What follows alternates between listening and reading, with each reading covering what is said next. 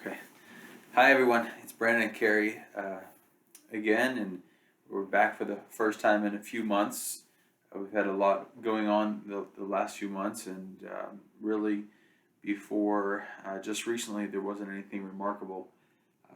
The spring and then this latest time period of COVID, um, I've actually been feeling really well, and our family has been busy with baseball once things started to reopen a little bit, and softball.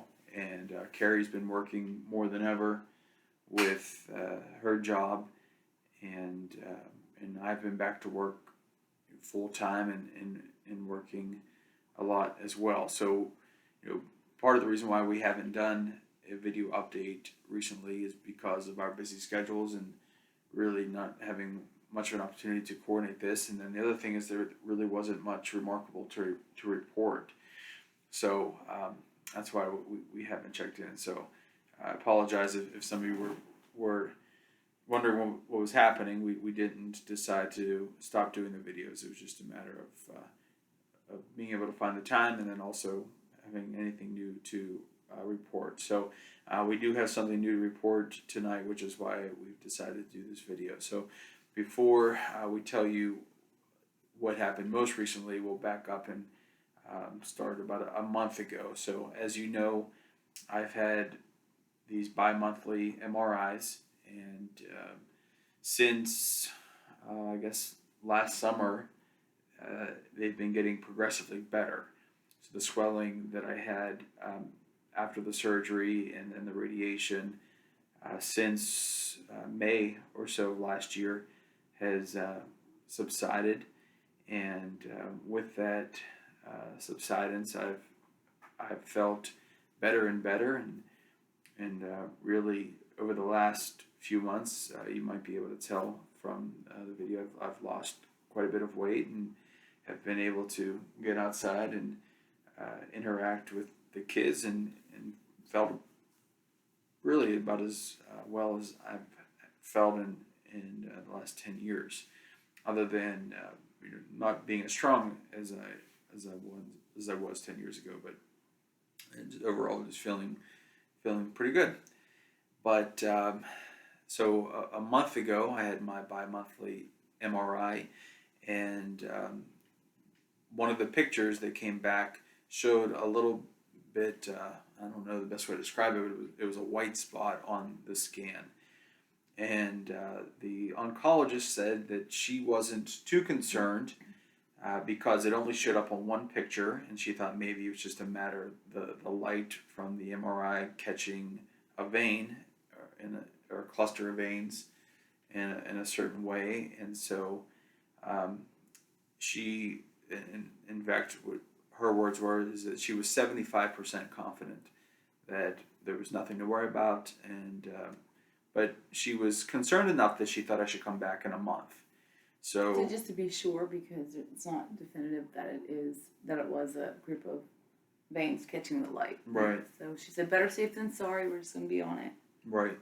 So 1 month later was this past Thursday, and I went in for the scan as I normally do, and after the scan we went up to see Dr. Mantica, and we got news that we were hoping not to get, and the news is that it does appear that I have another tumor, and I guess it wasn't completely unexpected, because from the beginning we were told that more than likely a tumor would come back in about 12 to 18 months, and June was actually the 18-month mark.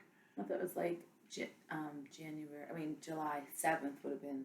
Okay. Yeah, July 18-month mark. Right. But it was June 25th that you had the scan, so it was like like that week. Mm-hmm.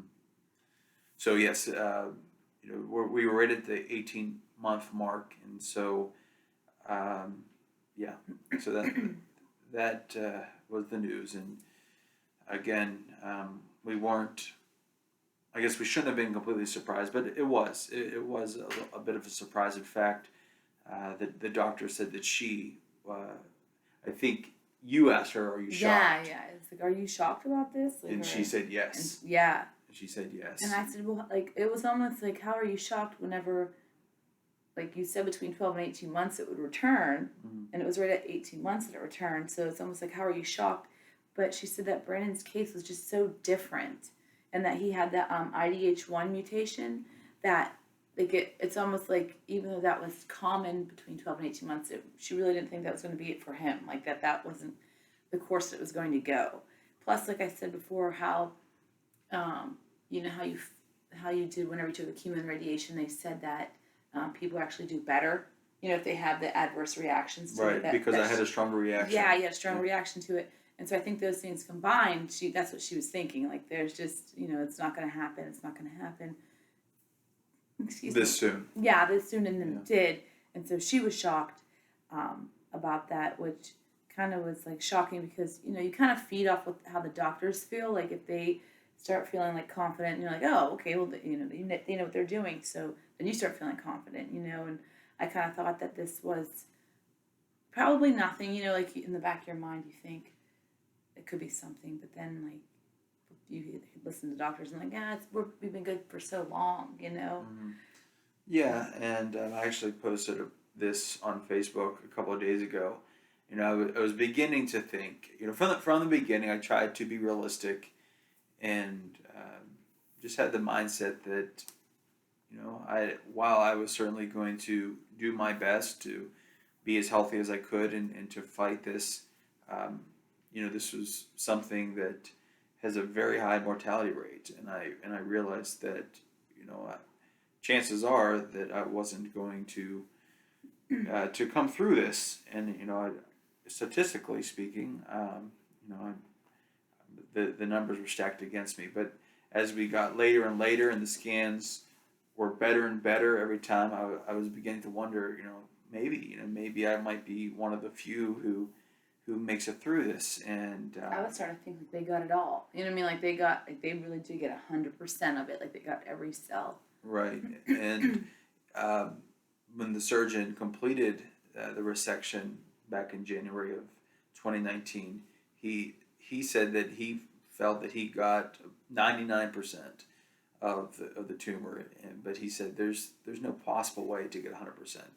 You know, this tumor had tentacles that I think was the way that they described it, and he said there's no possible way that we could get 100% of the cancer cells. So anyway, you know, so I was really starting to, I guess, feel a little bit more hopeful that, you know, maybe, you know, this was God's will, that I was going to beat it. And not that this news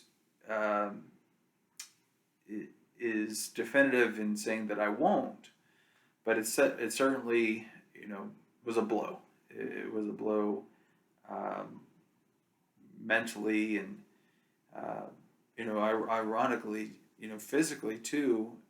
Just this weekend, I've started to feel some symptoms, and at first Friday evening, I was feeling tingling sensations in my face, had some headaches, and then today actually had another focal seizure, which was the first time in many months that I've had one of those. It was a bad one, you said. Yeah, it was. In fact, I was driving, and I was a little bit leery about driving, but Carrie was beside me, and I said you're not driving anymore before that. Because I was with you, but you were trying. You were blessed it. You were trying to work on. You were trying to drive to work on Monday. Well, you know, I don't want to relinquish that independence, and you know, I don't want to heap all that responsibility on you so soon. But anyway, I did have a fairly severe focal seizure, and one thing that I'll comment on about this scan only being a month from the previous one, that white spot that they saw on the previous scan, it nearly tripled, if not quadrupled in size from. I would say triple. Yeah, but it grew significantly in size in 4 weeks. And so, as is the nature of GBM, it is progressing quickly. Yeah, I mean, like in 4 weeks, if it doubled in size, and like it's the first picture, it was like just a little bit cloudy. If I had my phone, I would like show it to the people, but it was like a little cloudy spot. Just looked like, like what is that, And then the next one, it was just like it was more than cloudy. It was like white, not just like a cloudy-ish. It was like a white there, and then doubled. And it's like, whoa, there's definitely something there now, and so. I think it's weird that you didn't experience symptoms before that. Like you said, you started experiencing headaches. Good, I'm sorry. It was just getting a little uncomfortable. Okay. Because my arms around you? No, I don't know. Oh, okay. Okay. You said you started experiencing headaches and they were like right in that spot. Right. Yeah, very dull But headaches. like way more frequently. So like I yeah. wonder just things going on in there. Right. So where we are now, we're actually waiting to hear from my doctor tomorrow. She's going to be meeting with a team of neurosurgeons and other oncologists to evaluate the tumor, and she feels confident that it's very operable. It's right along the cavity line of the previous resection. But we were told at the beginning that more than likely, if I have another surgery, that it probably won't go quite as smoothly as the first, and so that is a concern. So I'll find out tomorrow when that next surgery will take place, and sorry. Sorry, I wanted to get Trey. I'm sorry, I wanted to get Trey so I could show them the picture. Oh, okay. Trey. Calling our son Can I over. get my He's phone? up a little late tonight. But anyway, so yeah, we should find out tomorrow when I will be having the surgery. Carrie's trying to get the picture here to show everybody just how much the tumor progressed here in the last 4 weeks.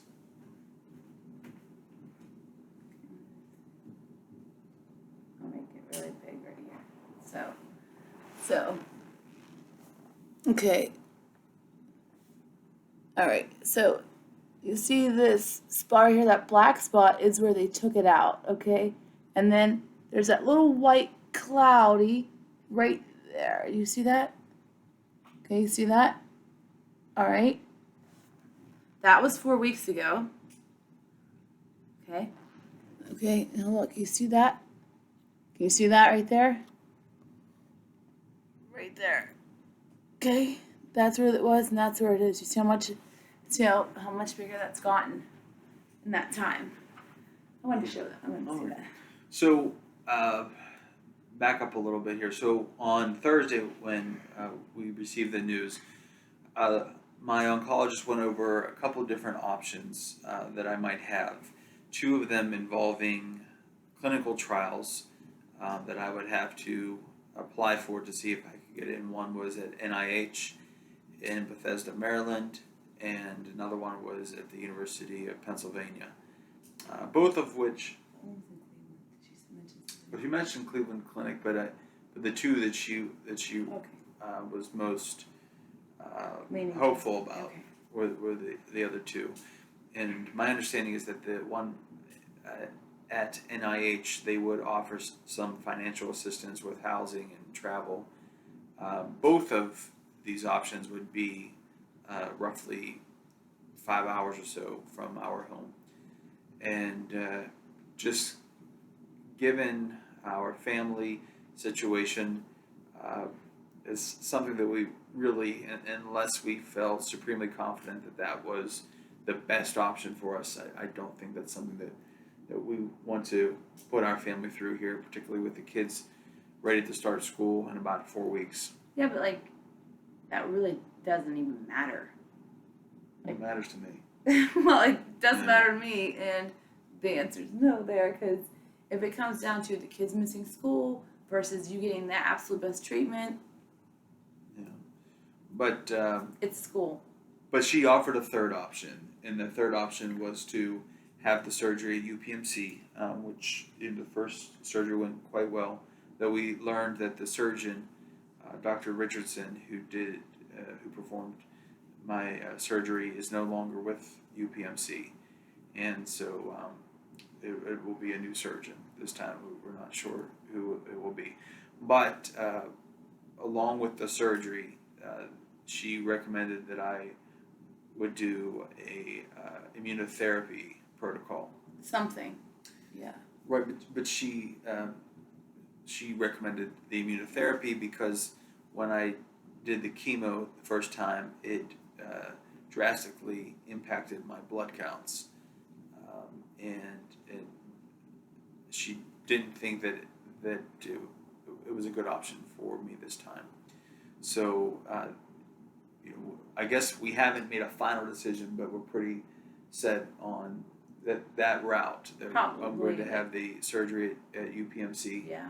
and then considering that goes well, that I would follow up with the regimen of immunotherapy. But she was also saying that when they do the biopsy of this tumor now, because you have the IDH1, they want to find out a couple more like mutations and a couple more things so they can specifically target your type of cancer and like what's in the tumor and stuff like that. So I think that could change things also a little bit.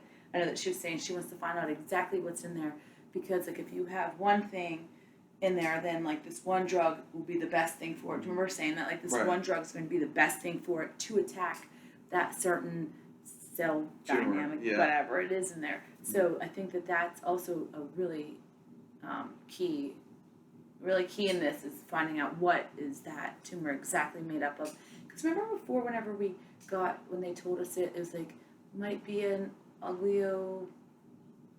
Or whatever it is, might be an oglio something like which is a grade 2, or it could be a grade 4, and then they found traces of grade 4, so then they called it a grade 4, and like it was like a little bit weird how they were saying things, Right. like it was almost like they weren't 100% sure, but they're going to go with this.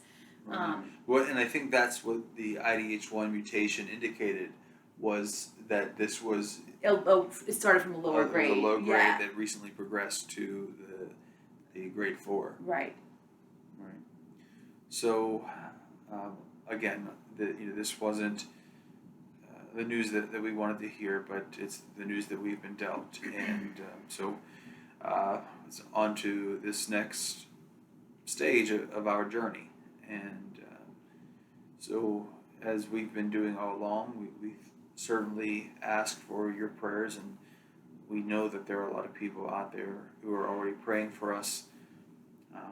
We're certainly blessed with a number of people whom God has placed in our lives, family and friends and colleagues, just business associates, so many people. And we're greatly thankful for the support that we've received thus far, and that we've already received, and people reaching out to us in only the last few days since we broke the news to some through Facebook. So,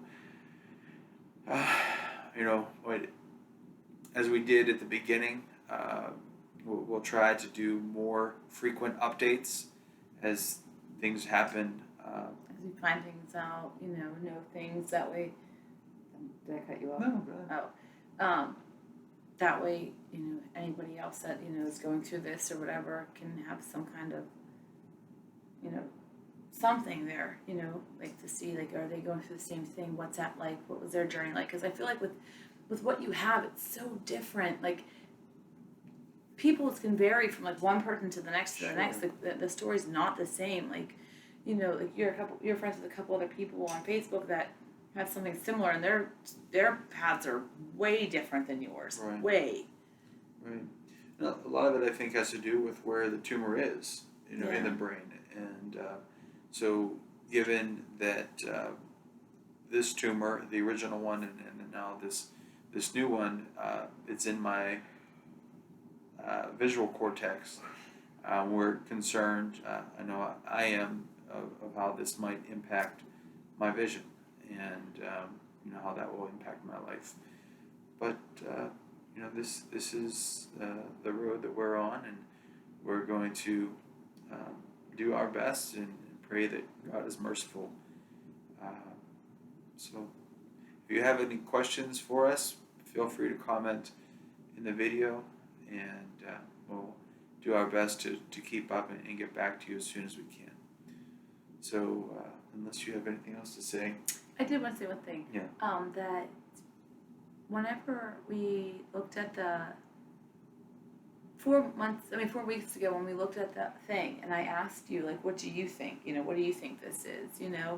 And you said that you are not convinced that it's nothing. Mm. And I thought that was odd because, like, I was kind of just going, like, by what the doctor said. Kind of thought it was funny, though, too, and like you had said, like, how did you have at least 6 other scans prior and never have this, like, a light, hit the vein, like how she thought it would, Mm. And so thinking like that, it was like, that's true, that's weird, But then thinking, but she's a doctor, and I didn't want to, like, start getting all freaked out, for nothing. Mm. But I just, recall you saying that, you think that this is more than, you think it is something. And I remember you saying something similar whenever everything happened in the very first video, whenever you sent me that text message and you said, I think this is something serious, or like, I really think this is something I don't think I'm going to be the same after this. Do you remember that? Yes. And so I just thought that was weird. I just wanted to comment on that. So I forgot to bring my Bible with me, and as we've done throughout this journey, we lean heavily on our faith and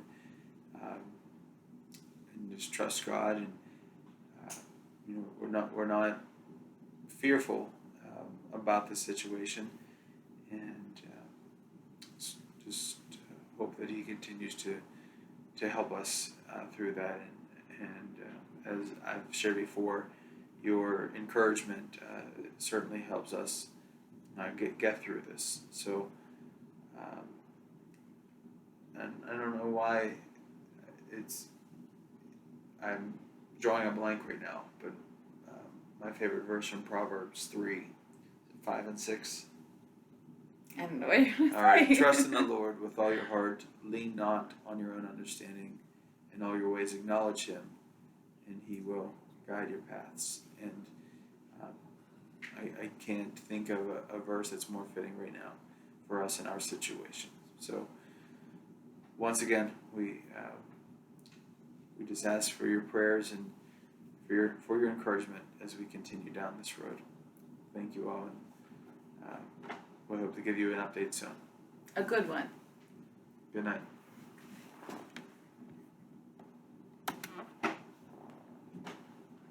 Been pauses.